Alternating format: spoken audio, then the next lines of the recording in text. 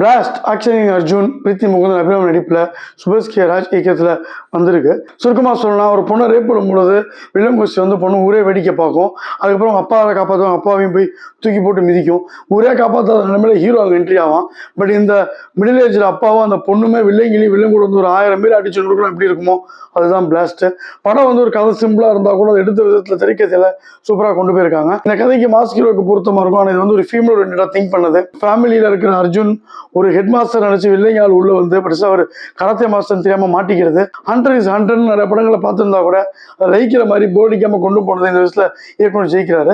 சின்ன சின்ன கேரக்டருக்கு முக்கியத்துவம் கொடுத்துருக்காரு. வழக்கமான கார்பரேட் வில்ல ஒரு 7,000 கோடி மைனிங் ப்ராஜெக்ட், அதுக்கு உதவுற அரசியல்வாதி, எந்த விதமான லாஜிக்கோ மூலியோ இல்லாத போலீஸ்காரங்க, அது இத்தனை பேர் வந்து தேடி போய் அடியேன்னு அடிக்குமா அவன் எல்லாரையும் கொள்றான். ஒருத்தவங்க கூட துப்பாக்கியில வந்து சுட தெரியாத அளவுக்கு இருக்காங்கன்றது ஆச்சரியமா இருக்கு. வில்லனுக்கு தேவைப்பட்ட ஒருத்தான் அவன்கிட்ட 1000 கோடி பணம் இருக்க அளவுக்கு ஒரு ஆள் அவனை வந்து ஹாஸ்பிட்டல் அட்மிட் ஆறானும் பொழுது நீ சிம்பிளா ஒரு அட்வொகேட் அனுப்பிச்சு அவனை கூட்டுறாம அவனை கூட்டு வரதுக்கு ஒரு 20 பேர் அனுப்புற ஒரு முட்டாள் வீடு எப்படி மைனிங்ல இவ்வளவு பெரிய பிசினஸ் பண்ணானு தெரியல. எல்லாருமே வீட்டுல ஃபைட் பண்றது. பிஜிஎம் சூப்பரா இருந்தா கூட ஹீரோயின் மட்டும் இல்லாம வீட்டுக்கு தண்ணிக்காரன் போறவரனு கூட ஒரு பிஜிஎம் கொடுக்கறதெல்லாம் கொஞ்சம் ஓவர் டோஸா இருக்கு.